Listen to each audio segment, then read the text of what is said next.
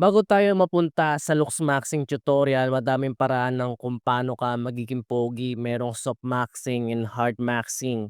Kung tatanungin mo ang dermatologist kung paano maging pogi, magre-recommend sila ng retinol na isasama mo sa skincare routine mo.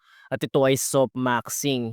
Kung tatanungin mo ang dietitian kung paano maging pogi, magre-recommend sila na kumain ka ng gulay, prutas at karne. Iiwas ka sa mga mamantika at matatamis at kumain ka ng fermented food for gut health at ito ay soft maxing. Kung tatanungin mo ang dentista or orthodontics na kung paano maging pogi, magre-recommend sila sa'yo ay mag-base ka, kumain ka ng matitigas na pagkain, huwag ka mag-chew sa kanan or kaliwa lang kasi magkakaroon ng di pantay na jaw. At para maging symmetrical ang mukha mo para magmukha kang pogi, may paniniwalang orthodontics na kung kumpleto ang ngipin mo at pantay, magiging pogi ka at magiging healthy ka. Kasi ang ngipin natin ay essential sa tao. Hindi ka makakain ng masustansyang pagkain kung wala kang ngipin.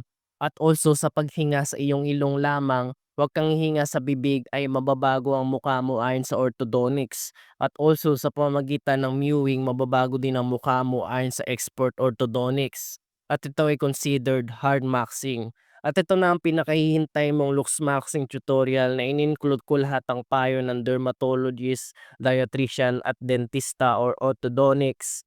Hindi ako magre-recommend ng surgeries tulad ng nire-recommend ng mga Amerikano sa looks maxing. At ito ay considered hard maxing kasi delikado, maaaring maging pangit ka pa lalo. Kaya ayaw ko yun para sa ikabubuti mo, okay? Ang tutorial na ito ay safe para malaman mo kung anong safe looks maxing. Ito ang pinaka-basic knowledge na maa-apply mo sa lahat. Ano mang di mo makakain, huwag mong ilagay sa iyong balat ayon kay Dr. Robert Yang, which includes sa lahat ng nakakalasong kemikal, huwag mong ilalagay sa iyong balat. Kaya ang looks maxing tutorial na ito ay safe at konsulta ayon sa expert.